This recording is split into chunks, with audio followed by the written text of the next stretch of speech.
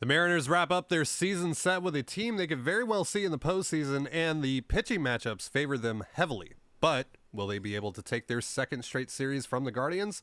All that and more coming up here on the Locked On Mariners podcast. Colby, hit it. You are Locked On Mariners, your daily Seattle Mariners podcast. Part of the Locked On Podcast Network, your team every day. What's up, everyone? Welcome to the Locked On Mariners podcast. It is Friday, September 2nd, 2022, and thank you so much for making us your first listen of the day. We are free and available on all platforms with new episodes dropping every Monday through Friday. I am your host, Ty Gonzalez, joined as always by my co-host, Colby Patnode. We cover the Mariners over at InsideTheMariners.com for Fan Nation over on the Sports Illustrated Network. Be sure to follow the show on Twitter at LO_Mariners. Follow Inside the Mariners at Inside Mariners. You can follow me at Dane Gonzalez, it's DaneGNZLZ. And Colby at CPAT11, that's CPAT11. Be sure to also check out our Patreon over at patreon.com/control the zone. We post 2 additional podcasts on there every single week. Again, that is patreon.com/control the zone. And if this is your first time joining us here on the Locked On Mariners podcast, welcome to the show. If you like what you hear, give us a follow or subscribe wherever you listen to this. And if you're watching us on YouTube, hit the subscribe button, turn on the notification bell, and give this video a thumbs up. We greatly appreciate it. The Mariners kick off a 3-game series with the Guardians tonight in Cleveland. We'll be getting into the pitching matchups and how well those have shaken out for the Mariners, especially as of the last 10 or so minutes, as well as which American League wildcard contender has the most pressure on them in the final month of the season. Is it the Mariners? Is it the Blue Jays? Is it the Rays? We'll get into all of that later on in the show, but let's hop into this 3-game series coming up for the Mariners this weekend against the Cleveland Guardians. They took 3 of 4 from the Guardians just recently at T-Mobile Park last weekend. They're going to see them again, and once again, they will have Luis Castillo and Robbie Ray going for them, and they'll have George Kirby going for them in the final game.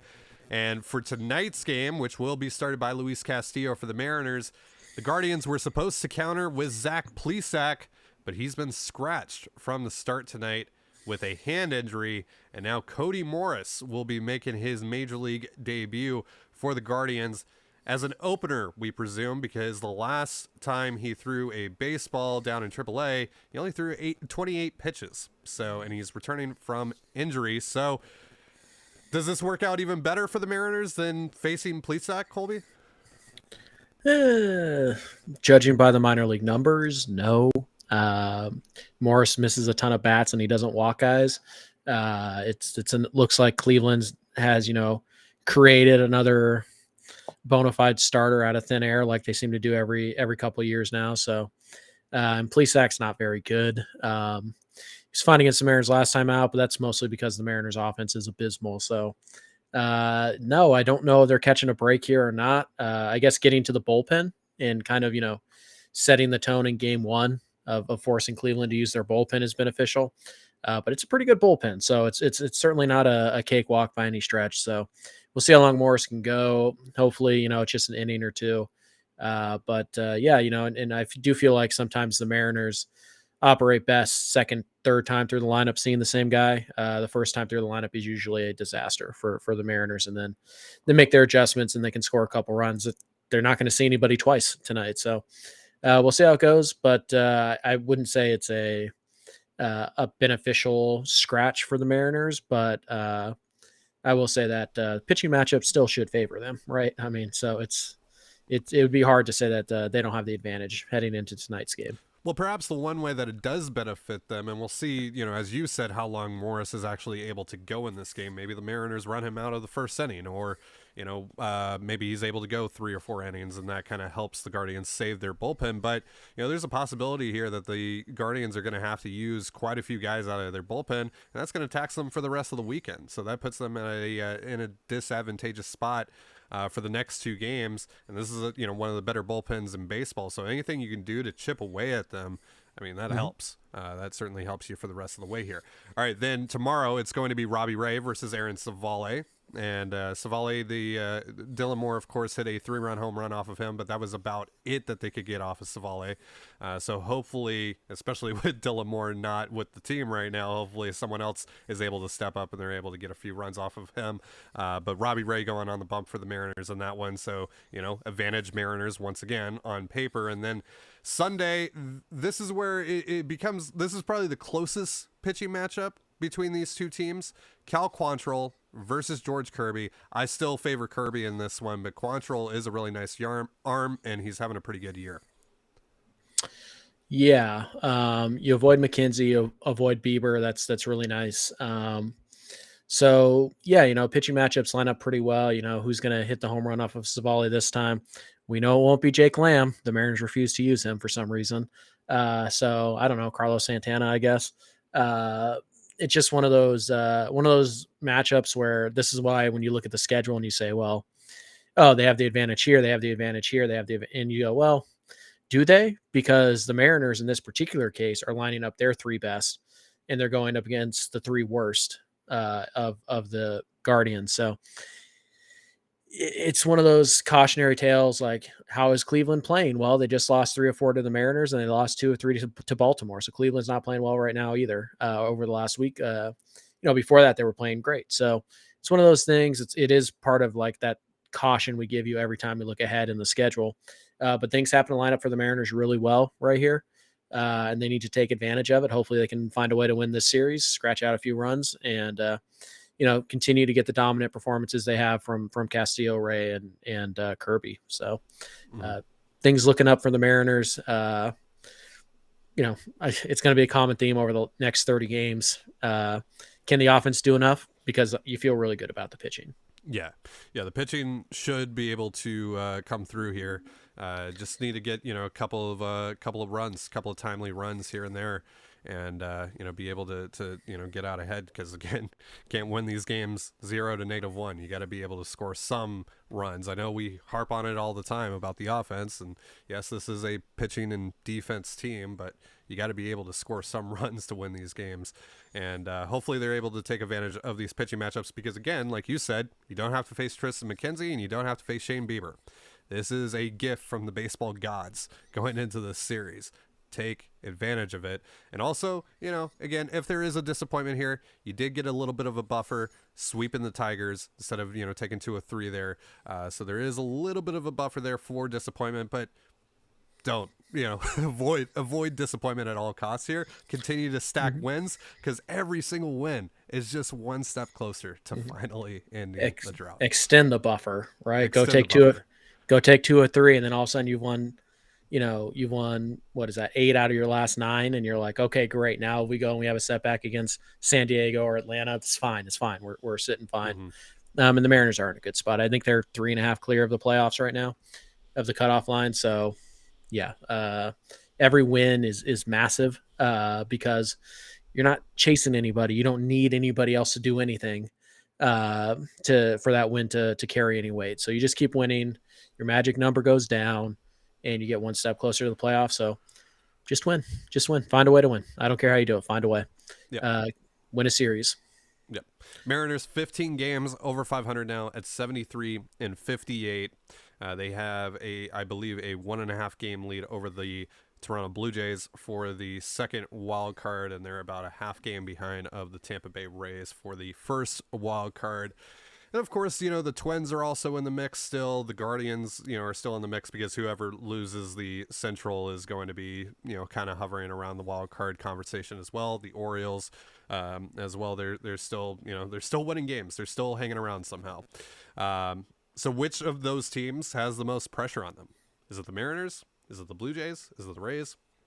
We'll be getting into all that in just a moment, but real quick, a message from the NHTSA. Are you one of those people who thinks it's okay to drive stoned?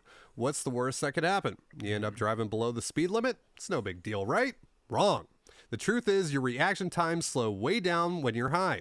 You not only put yourself in danger, but everyone around you. Talk about a buzzkill. Stop kidding yourself. It's not okay to drive high. If you've been using marijuana in any form, do not get behind the wheel. If you feel different, you drive different. Drive high, get a DUI. You're listening to the Locked On Mariners podcast. Thank you again for making us your first listen of the day, just like you do here every single day. So we all know about the Mariners' remaining strength of schedule. They only have 8 games remaining against teams at or above 500 right now. 3 against Cleveland coming up this weekend, and then after that, their next 2 series are also against teams above 500, and then they're done with those teams. They are done with the upper echelon of Major League Baseball. They have 3 against Cleveland, 3 against Atlanta, 2 against San Diego, just 8 more games. Now compare that to the rest of the teams they're in the mix with here in the wild card conversation. That's nothing. You look at the Blue Jays here, 24 games remaining out of their 31 against teams above 500. 10 versus Baltimore, including the final series of the year. 9 versus Tampa Bay. 3 versus the Yankees, who are skidding, admittedly. And then 2 versus the Phillies. Then you look at Tampa Bay. Also 24 games against teams with a record of 500 or greater. 9 versus Toronto. 6 versus the Yankees. 6 versus the Astros. And then 3 versus the Guardians. The Twins and the Guardians have the fewest remaining games against teams above 500.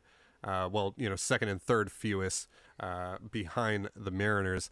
Twins with 12 remaining, 8 against the Guardians, and then 4 against the Yankees. And then Cleveland with 14, including 8 against the Twins, 3 against the M's, and then 3 against the Rays.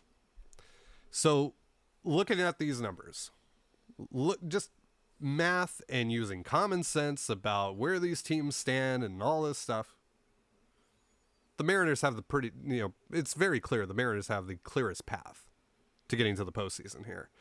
Because you look at all of those AL East teams, they're all going to be playing each other. They're all going to be beating up on each other. A lot of those remaining games against teams above 500 are against one another. And even some of those teams cross over into the Central against some of the Central teams that you're in the mix with here. Meanwhile, you get to handle business against the Guardians this weekend, and then after that, your remaining games against top teams or in the National League, they don't matter to you. Those teams do not matter to you in this conversation whatsoever. So, I mean, and then after that, you face the Rangers, you face the Angels, you face the A's. You should be good to go. Should be good to go if you're the Mariners. So with that, however, does that mean that the Mariners have the most pressure here over the final month of the season? Or is it all those teams that are currently in the mix, but they very well know that one bad series could derail everything for them against one of these teams that they're competing with? Yeah, it's kind of a different pressure, right? The Mariners' pressure is that they haven't been in the playoffs in 20 years and they're trying to break that drought, and they're in the driver's seat, and they got their fan base energized, and they have like a 95.8% chance of ending their drought. And so that's their pressure. It's not so much the pressure from the teams they're playing. It's that pressure of not blowing essentially, the drought killer, right? Don't let's be real about it. blow that lead. So that's on a different looking at this. this. On paper, this is a layup. This is a layup for the Mariners. It's Yeah. It's not it's not a tough road at all. Obviously it's baseball at the end of the day. You can have hiccups. Any team can beat you on any given day, but this is a layup for the Mariners. If they fail, if they come up short here somehow, it's a disaster. It's a collapse. Yeah. So it's again, I think from that perspective, the Mariners still have pressure on them despite an easy schedule, because there's no way the Mariners miss the playoffs and we don't label it a choke job, right? That's how good of a position they're in right now. So I think when you kind of look at the schedule and whatnot, and like from the schedule aspect, I think it's actually Toronto. So because you kind of look at Toronto, they've spent a lot of money. They've kind of positioned themselves as we're World Series contenders. We're here to win, and we went out and we gave Barrios, we traded all that for Barrios, and we gave him that big extension, and we've done all of these things, kind of set ourselves up as World Series contenders. And if they go 3-7 against Baltimore, they're going to lose out to a plucky Orioles team that basically punted this year, and even traded away their best players at the trade deadline, and they still couldn't beat them. That's a lot of pressure on Baltimore, or on Toronto. So I actually think Toronto probably has the most pressure. They're not playing well right now either. So things are kind of stacking up poorly for them. So I kind of feel like Toronto probably has the most pressure on them, heading into this stretch run. But the Mariners' pressure is there. It's different. It's internal pressure, not external pressure. So we'll see how it works out for them. But yeah, I wouldn't feel too comfortable with my playoff positioning if I was a Blue Jays fan right now. Yeah, I was tweeting that last night that, this team is not playing very good ball right now. They just got swept by the Angels. They lost, I believe, 2 or 3 to the Cubs, all that at home. And they have pretty glaring flaws right now. They're playing with about a half of a rotation. Their bullpen sucks, and they're not getting the hitting that they should be out of that lineup. This is a lineup that they're expecting to do a lot of damage and to be able to outscore. They're basically the antithesis of what the Mariners are, right? We want to score a lot of runs, and we want to try to just outscore teams in shootouts. That's what the Blue Jays are designed to do for the most part. And then at the top of their rotation, they're designed to, shut teams down, right? Kevin Gossman, Jose Barrios, Alek Manoah, those guys are supposed to shut other teams down. And they're not getting that a ton right now.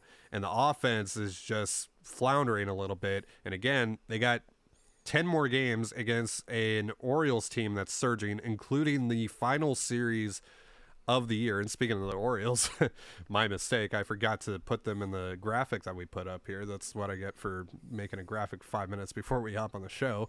But they have 4 remaining against the Blue Jays coming up, then 3 more against them on the road, then 4 more against the Astros in Baltimore, and then finally they wrap up the season with the Yankees on the road, and then 3 more against the Blue Jays in Baltimore for that final series. So, again, even for the Orioles, it's a tough road, because outside of the 10 games against the Jays, they get the Yankees again, they get the Astros again. Like that Astros series, if they lose 3 or 4, and the Astros could very easily take 3 or 4 from the Orioles, they might be done.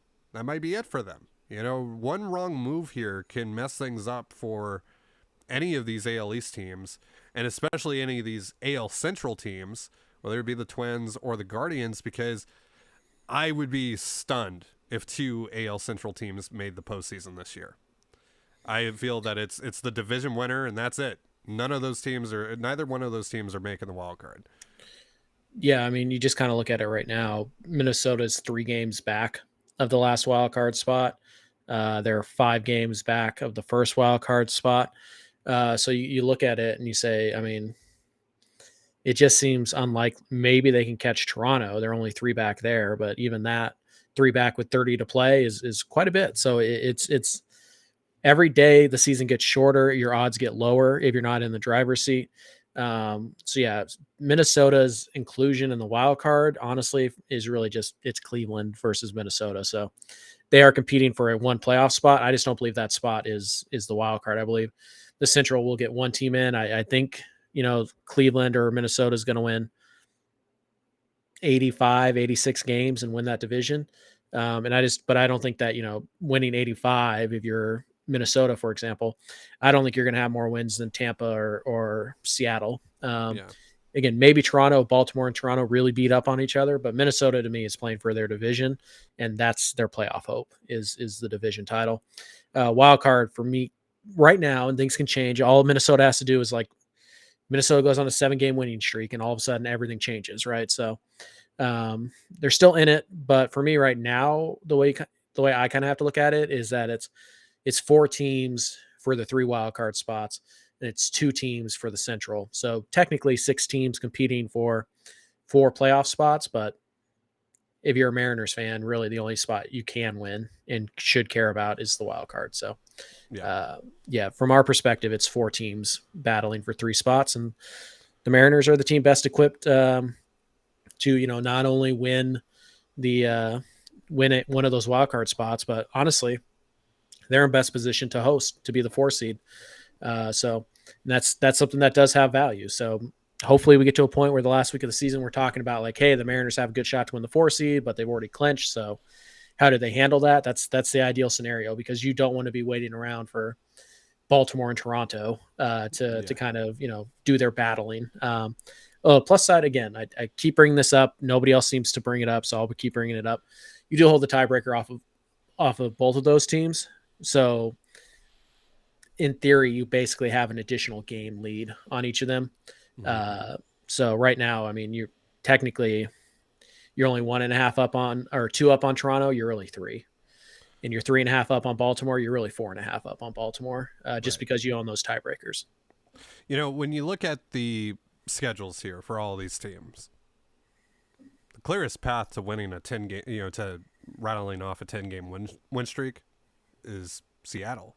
That belongs to Seattle. Right? If any of these teams is going to go on a huge, massive win streak that changes, the landscape of things here, it's Seattle. I could see a very, very likely, thing here where Seattle runs away with the wild card one, because the Rays and the Jays and the Orioles and all these teams, because they're all just kind of battling one another, they're all kind of running in place. Right? None of them is really pulling away. None of them is really rattling off a win streak. The Rays will win one game against the Orioles, or not the Orioles, but like the Orioles will win one game against the Jays, and the Jays will win one game against the Orioles. And it's just a back and forth. And ultimately, that's what you want as a Mariners fan. You want a lot of just back and forth. You don't want one of those teams to dominate the series, really. Right. You just want a lot of like even matchups, and those teams are evenly matched. So I could definitely see that happening. Whereas with the Mariners, after this Guardian series, after the Braves series, after the Padres series, it's smooth sailing from there. Again, like I said, it's a layup. It's a layup. Yes. Schedule wise. Indeed. We know how the Mariners will miss some layups every once in a while. So, sure. But yeah, they're still in great shape. They can afford a bad series here or there. Because again, they have this back end schedule, and they have just everything about the schedule in general favors the Seattle Mariners. And the fact that they're, in a great spot, and they're 2 games clear of the last team in, everything lines up really well for Seattle. Indeed. It really does. It's very exciting. And any sort of buffer that you can get yourself here over the next 8 games against the in the final games against teams above 500, that's great. I mean, like, if you can go through the next 8 games and win like 5 or 6 of them, you're so good. You're cruising at that point. At that point, I mean, mathematically they haven't clinched, but I would say if they go like 5-3 or 6-2 over the next 8 games, they're going to the playoffs. And even now, honestly, I think it's pretty safe to say they're going to the playoffs. It would take a massive collapse. And yes, it is the Seattle Mariners. We've watched the Seattle Mariners over 20 years, and they've broken our hearts so much, blah, blah, blah, blah. I get that. But this team is pretty good. And right now, Colby, remind the folks, what is your magic number in terms of win total for the Mariners to get at? 88 for me. So they have to win 15 of their next 31 games. That's not even 500. That's 1 game below 500 over the next 31 games, with most of those games coming against the bottom of the barrel for Major League Baseball in the American League. I like the Mariners' chances quite a bit. Yeah, I think 88 gets them in, and I think 90 gives them a very good chance to host. There's not a huge difference between being the 4 and the 5. You want to be the 4 so that you can host. Between being the 5 and 6, you'd probably rather be the 6, because then you get to go to the AL Central winner, as opposed to going to either Tampa or as opposed to going to either Tampa or Toronto in that scenario. So yeah, you want to be the 4, you want to be the 6. The Mariners probably have the best shot to be the 4 right now. Yes, I know that being the 4 means you probably host Tampa or Toronto, but the key word there is host. You want to play playoff games at T-Mobile Park for the first time in 20 years, you got to be the 4. Yeah. And then you take your chances from there. Yeah. And, Yeah, if you're the 4, you're probably hosting Toronto or Tampa, I would say. I think that would be the most likely 2 teams. Maybe Baltimore sneaks in there. Of the 3 teams, I'm a little scared of Baltimore. They're playing some really good ball right now. They just kind of seem like a team of destiny. So I don't know. I've seen the Mariners against the Rays. I've seen the Mariners against the Blue Jays. Obviously, it didn't go so well against the Rays earlier this season, but that was a very different Mariners team at that time. I think we can all agree. So, and I think on paper the Mariners match up very nicely with the Rays. So. A lot of one-run games too, if I'm remembering correctly. So, or a lot of close games, I should say. So yeah, we'll see how that goes. But I mean, it's hard not to be. I mean, just overly optimistic about the Mariners' chances. I can't even say cautiously optimistic because, like, if you tell me something's got a 96% chance of happening, I mean, how do you not like those odds? So, Mariners are in great position, and if they go up here against Cleveland, Chicago, Atlanta, and then San Diego, I think is how it shakes out. Yeah. They got. I think it's only 2 against San Diego, 3 against everybody else. So Yeah. If they go, 7-4 over their next 11, it's done. Like it's a wrap. That's a wrap. Yeah, It's we'll over.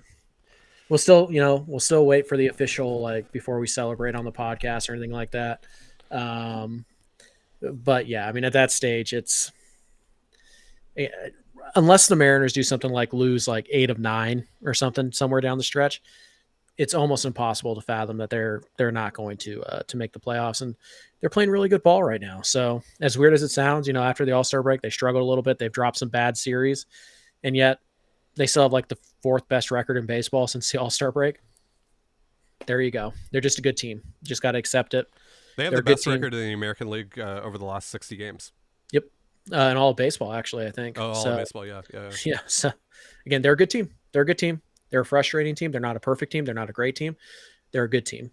And they have the pitching to kind of avoid that long losing streak that would kind of derail their chances. So, Mariners are in great position, and enjoy the ride. It's going to be fun. And, we'll celebrate together when they do clinch. It'll be awesome. It will be. All right, that's going to do it for our show today. Thank you so much for joining us here on the Locked On Mariners podcast. For Colby Patnode, I'm Ty Gonzalez. Be sure to give us a follow on Twitter at LO_Mariners. You can follow Inside the Mariners at Inside Mariners. You can follow me at Dane Gonzalez, that's DANE, GNZLZ, and Colby at CPAT11, that's CPAT11. You can also find all that stuff in the description of this episode. And thank you again for making us your first listen of the day. Now, for your second listen, go check out the Ultimate Pro Football Preview 2022. An 8-episode extravaganza to get you ready for the NFL season.